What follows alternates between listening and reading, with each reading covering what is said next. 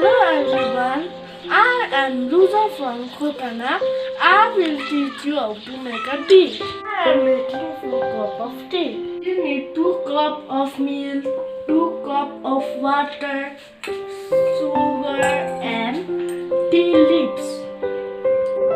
First of all, pour milk in the empty bowl.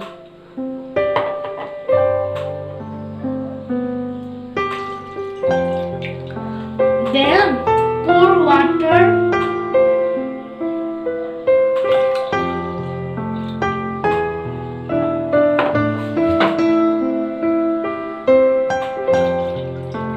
And tea leaves.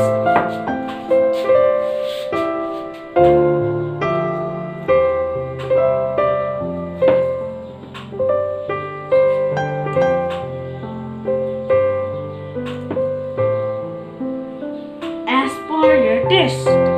Stir tea in the gas stove until its color not come.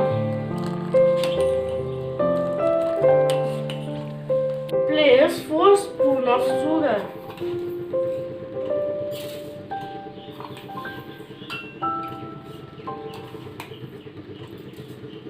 Now tea is ready to serve.